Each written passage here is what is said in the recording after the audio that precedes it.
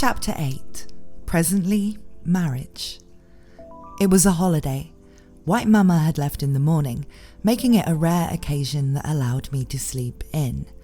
Though breakfast wasn't prepared for me, there were some leftovers in the kitchen, so I ate. It might be a little lonely, but that seems just right. Since I don't have a job, this is to be expected. Typically on holidays, White Mama and Red Mama go out, while Blue Mama stays at home. Recently, that's been our home's norm. Dad may or may not be home, but today he's not. That means I can relax at home. Ah, Sieg, good morning. Just as I thought, Blue Mama had come into the dining room. I'm a little on guard. Blue Mama hasn't directly told me to get a job or keep an eye on me in that regard. She's only hinted that I should seriously look for a job. In short, she has many weak points. Actually, Sieg, there's something I want you to take a look at. What? Wait just a moment. Blue Mama scampered off to her room. Now then, what hand will she play today? Shortly, Blue Mama brought back a stack of square boards. Perhaps her goal today isn't to get me to find a job, but to get me to help with something. That would be most welcome. I may be unemployed, but I wouldn't turn down a request. Please, look at this. Saying that, Mum starts lining up the boards in front of me. There were pieces of cloth attached to each board, with paintings on the cloth. Portraits of women. All portraits of women. The girls look young, around 20 years old. What's this? That's the second daughter of the tile house of the Ranoa Kingdom, Marida, and that one's the third daughter of House Unipin, Monnery. And this one? That's the fifth daughter of the ruler of the Basharant Dukedom, Ygritte. Since we've started to put an effort into sales of magic tools, with help from the Zenoba firm, Basharant has been wanting to establish some connection. As a matter of fact, Lily has also received a marriage proposal from their prince. Marriage. Even without hearing that keyword, I figured it was something like that from the lineup of portraits. From today's predicament, I can feel my hair colour changing. How about it? Aren't they all quite beautiful? Well, I guess they are. Could it be that you prefer more cute type girls over the beauties? In that case, how about these? Blue Mama. Look at this girl. Lothouse's Krishna. She's got a cute face and great tits. Ah, speaking of chest size, this girl's great too. Tarshin House's Roko. She's about as tall as I am, and with tits like that, from your height, you'll have a nice view down her Mama! Hearing me shout, she stopped. I have no intention of getting married. Why? Since they're all high class, you'd be able to get away with taking on a not very job-like job. I won't be fooled so easily. Nobles still have to do quite a bit of work. They're required to attend various events and ceremonies, and when the time comes, they have a duty to fight for the sake of the king. Knowingly marrying a child of the Greyrat house means that they intend to use me as a negotiation channel with all of the other Greyrat connections. Mainly, I hate that I will be made to deviate from my sense of justice for something like that. If I was to get married, I'd be made to work for the house for whoever I get married to, for a house that I don't even like. Working for the Greyrat house is still better. Well, I guess you're right. You are an adult now. I might have been treating you too much like a kid just now. But Sieg, in order to become a proper adult, it's about time for you to find a partner. If you think about it as working for the girl you love, I feel like you might stop thinking about if something is a job or not. You may be right. Right? Well, I won't say do it immediately, but if any of these girls made you think, oh, she's cute, why don't you try just meeting her for now? I'll think about it. Right then, Lily came into the dining room while yawning. Looks like she also spent her holiday sleeping in. She made a little gulp, seeing me and Blue Mama sitting with the lineup of portraits. Lily, good morning. Watching her come in, Blue Mama broke into a grin that would indicate the end of the opening act. Of course, there's some for you too. Don't need it. Oh, come, at least see what they look like. They're all very understanding, saying that it would be fine for you to continue with your current job. To chase after Lily, who fled, Blue Mama ran out of the dining room. It's been a while since marriage proposals first came in for Lily. She's a talented lady working at the Zenoba firm. Various places have placed recognition upon her works, although she does seem to bring about many worries for our parents. She gives off the impression that if we were to take our eyes off of her, she'll end up getting captured by some slave traders. Regardless of her work, I bet our parents' wishes for some reliable husband to take care of her. I totally sympathise. Before I do, shouldn't Lara One-san be getting married first? That girl will find someone of her own soon enough. I can tell. That's definitely a lie. I could hear that coming from upstairs. By the way, no marriage proposals had come in for Lara. While I was away at the Azura Royal Academy, I thought that a good number of marriage proposals would come in for Lara. However, no one wanted to marry her. There weren't any heroes brave enough to take my pranks and naps loving sister. Perhaps word had gotten out, leading Blue Mama to give up. At any rate, we sure collected an impressive amount. Amongst the painted visages, there were only magnificently beautiful girls. Since these were painted for the purpose of a marriage introduction, they might have drawn the girls a bit prettier than they are in reality, but they seemed to have gathered those who would be most likely to suit my tastes. Without someone telling me, I wouldn't even know their names or pedigree. However, I'm sure they're all well-bred ladies. If I was to marry any of them, I'd expect to be able to enjoy a laid-back lifestyle to some extent. Even if I had to do some work as a noble's adopted son, I could veto it to some extent. Of course, I'm not unemployed because I want to slack off. It's because I'm a temporary ally of justice. Though I feel bad for Blue Mama, who went out of her way to gather these, I must decline.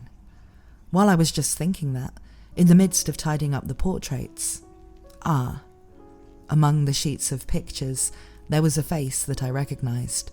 A face adorned with fluffy blonde hair. She was a doll-like girl. Sariel Anamoy Azura, a classmate from when I was at Azura Royal Academy. Though her face would normally be considered beautiful, thanks to the shy smile she was making, that cute representation suited her well. I can picture very well what kind of expression she was making as she sat before the painter to have this portrait made. As expected of one who works on portraits for Azuran royalty, this painter looked to be very skilled. Amongst all of these candidates, of course she would be the one to stand out the most. Putting hers along with the other portraits, I piled and left them. Midday. As usual, I spend the day wandering around town. The weather's nice. A blue, cloud-free sky spread to horizon, a rare occasion for this region. It's a little warm too, a perfect day for airing out laundry. The river was glimmering from reflected sunlight. Since it flowed through the town, it wasn't the prettiest river, but you could see a few shadows of fish in it. It wouldn't be bad to do a bit of fishing on a day like this. Blue Mama likes to fish. When we were young, on a day like this, she would take me and my siblings upstream. I would often play around on the river with my older brother, but at other times I would go fishing with Blue Mama. She would sit me down in her lap, and while holding the rod, she would tell me stories of her days as an adventurer. In particular, I enjoyed her stories of when she would go solo into a labyrinth. How nostalgic. That reminds me, though my eldest sister is usually quite refined, she too enjoyed fishing.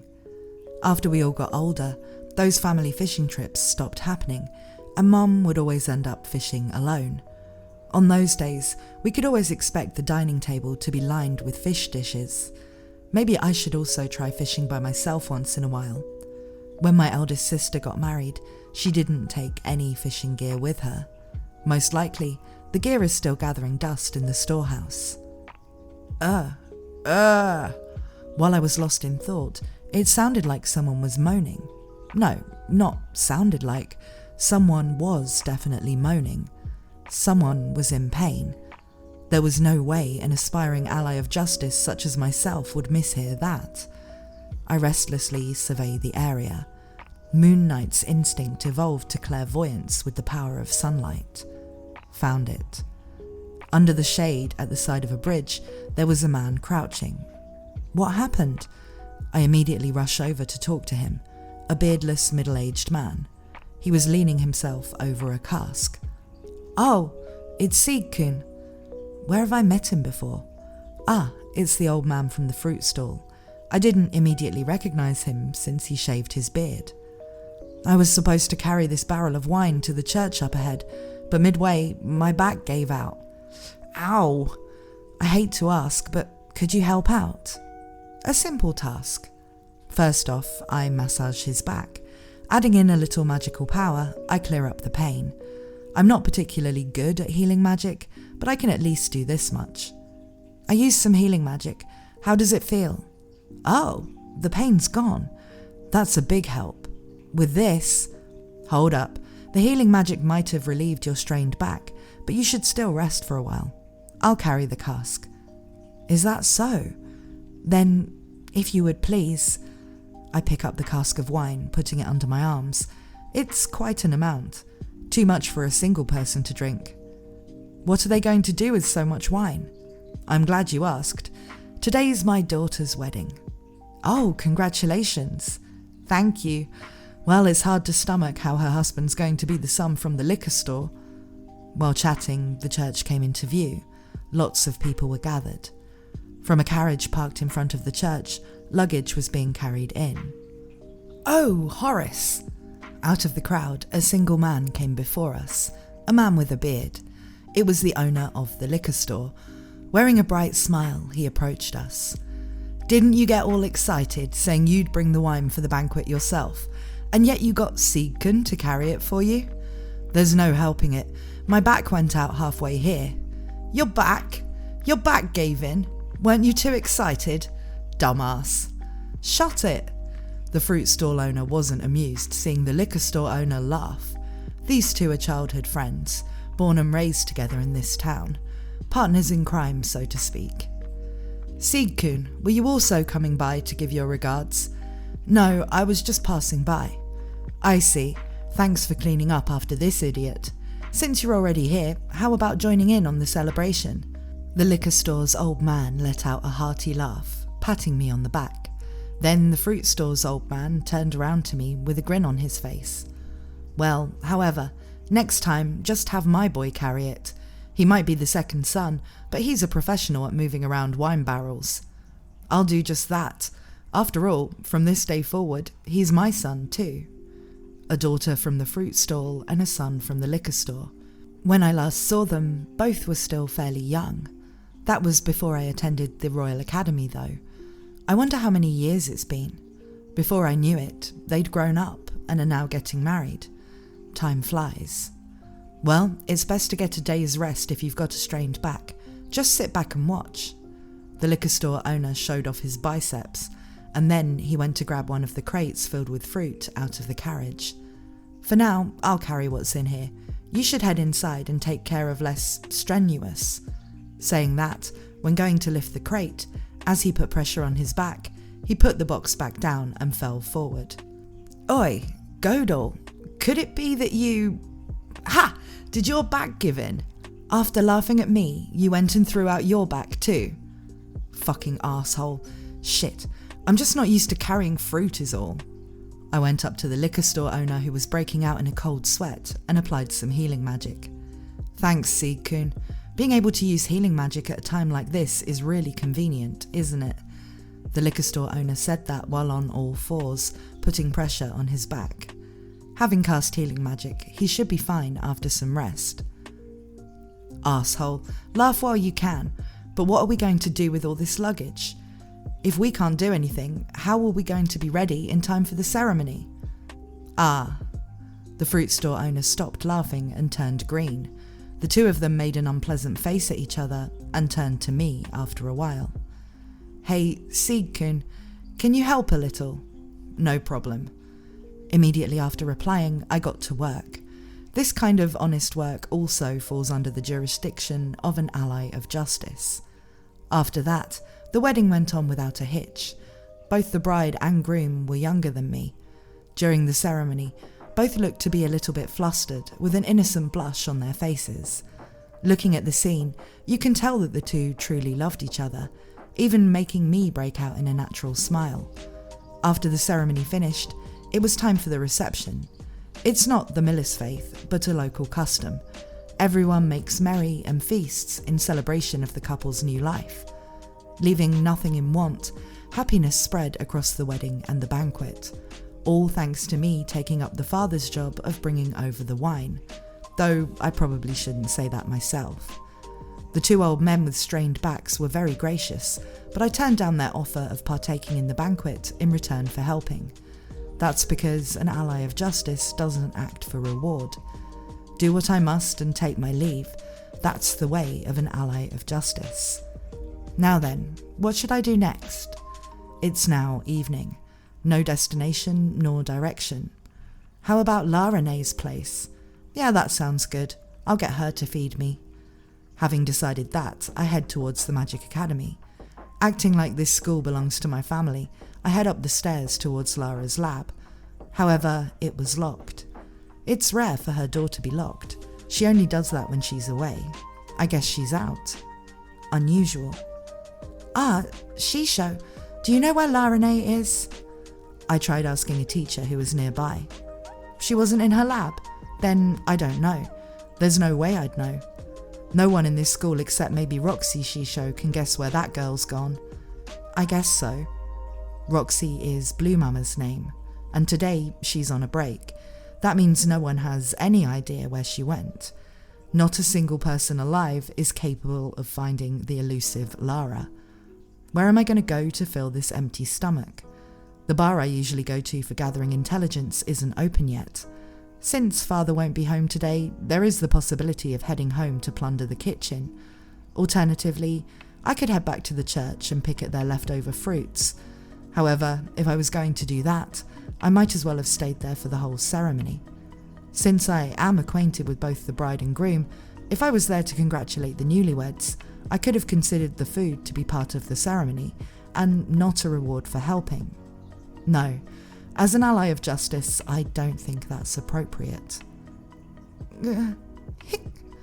Suddenly, I could hear crying. I'm particularly sensitive to the sound of someone crying. That's because I'm an ally of justice. My justice ear is tingling as I search for the source. There, at the bottom of the stairway, I found a girl hidden in the shadows. I say girl, but she's more like on the brink of adulthood.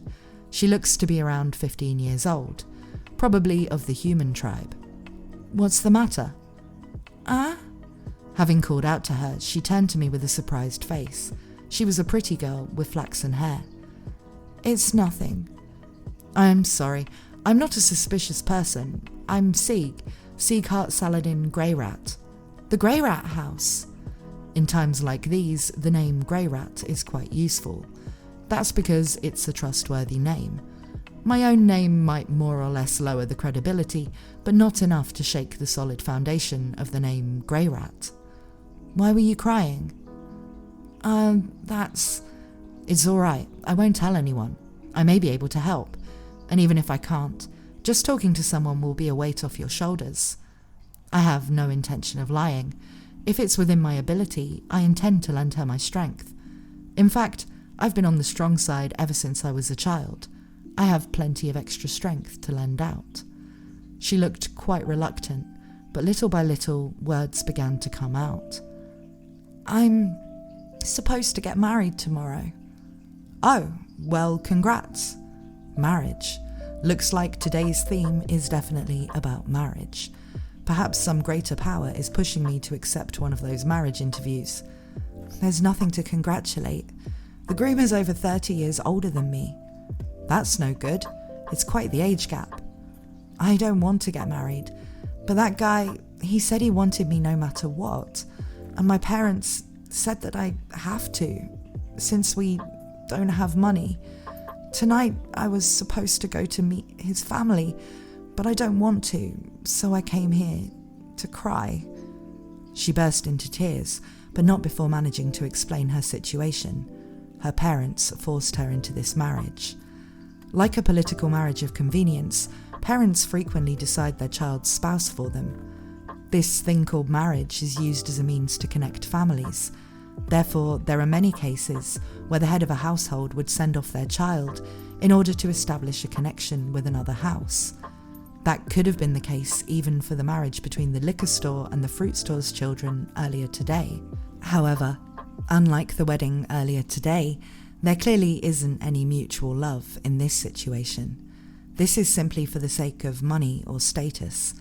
Even though the girl herself is against it, the parents are forcing this along for their own convenience. Looks like she's being offered up to a perverted old man more than 30 years older than her. Moreover, even though the other party one-sidedly wants this, the parents... My father is against forcing marriage on us kids. He might initiate the conversation, but he won't force us into anything. That's why Lily and I are able to dodge the issue. But many families aren't like ours. I see. If there can be happy marriages, there are also unhappy marriages. That can't be helped. However, if the power of money is being used to create an unhappy marriage, that would be impossible for me to overlook. My righteous deed for the day has been decided.